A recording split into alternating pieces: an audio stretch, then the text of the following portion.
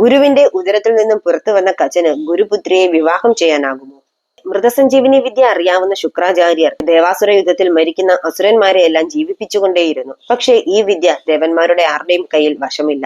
അതുകൊണ്ട് തന്നെ അവർക്ക് വല്ലാതെ ഭയന്ന് ജീവിക്കേണ്ട ഒരു അവസ്ഥ സംജാതമായി.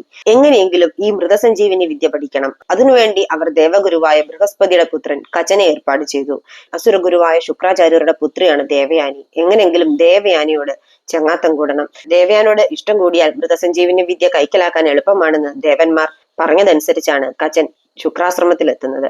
1000 വർഷം ബ്രഹ്മചര്യം വാക്കുകൊടുത്തിട്ടാണ് കചൻ ശുക്രാചാര്യരുടെ ശിഷ്യനായത്. പെട്ടെന്ന് തന്നെ കചൻ ശുക്രാചാര്യരുടെ പ്രിയ ശിഷ്യനാവുകയും ദേവയാനിയുടെ ഇഷ്ടതോഴനാവുകയും ചെയ്തു.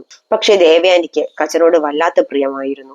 500 വർഷം കഴിഞ്ഞപ്പോൾ തന്നെ അവിടെ ഉണ്ടായിരുന്ന അസുരന്മാർക്കൊക്കെ കചന്റെ ഉദ്ദേശം മനസ്സിലായി. കചനെ എങ്ങനെയെങ്കിലും കൊലപ്പെടുത്താൻ തീരുമാനിച്ചു. 2 വട്ടം അവർ കൊലപ്പെടുത്തുകയും എന്നാൽ ദേവയാനിയുടെ നിർബന്ധപ്രകാരം ശുക്രാചാര്യർ മൃതസഞ്ജീവിനി വിദ്യ ഉപയോഗിച്ച് കചനെ ജീവിപ്പിക്കുകയും ചെയ്തു. ഇനിയും ഇങ്ങനെ വിട്ടാൽ പറ്റില്ല എന്ന് കരുതിയ അസുരന്മാർ 3ാമത്തെ വട്ടം ഒരു കടുങ്കൈ ചെയ്തു.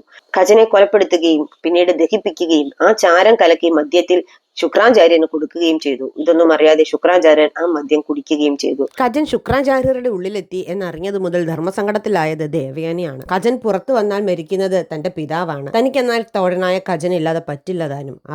അതുകൊണ്ട് തന്നെ ദേവയാനിയുടെ നിർബന്ധത്തിന് വഴങ്ങി ശുക്രാചാര്യർ മൃതസഞ്ജീവനി വിദ്യ കചനെ പഠിപ്പിക്കുകയാണ്. ശുക്രന്റെ വയറിൽ നിന്നും പുറത്തു വന്ന കചൻ ശുക്രാചാര്യരെ ഇതേ മൃതസഞ്ജീവിനി വിദ്യ ഉപയോഗിച്ച് ജീവിപ്പിക്കുകയും ചെയ്യുന്നു. അങ്ങനെ ഉദ്ദേശം പൂർത്തിയാക്കിയ കചൻ അവിടെ നിന്നും പോകാൻ ഒരുങ്ങുകയാണ്. വിവാഹാഭ്യർത്ഥനയുമായി ദേവയാനി എത്തി. പക്ഷെ കചൻ അത് നിരസിക്കുകയാണ് ചെയ്തത്. ഞാൻ ഗുരുവിന്റെ ഉദരത്തിൽ നിന്നും വന്നവനാണ്. അതുകൊണ്ട് തന്നെ നിനക്ക് ഞാൻ ഇപ്പോൾ സഹോദരനാണ്. നിന്നെ എനിക്ക് സ്വീകരിക്കാനാവില്ല. ഞാൻ നിന്റെ തോഴനായിരുന്നു. ഗുരുവിനെ പോലെ തന്നെ കരുതിയാണ് ഗുരുപുത്രിയെയും സേവിച്ചത് എന്നാണ് കചൻ പറഞ്ഞ മറുപടി.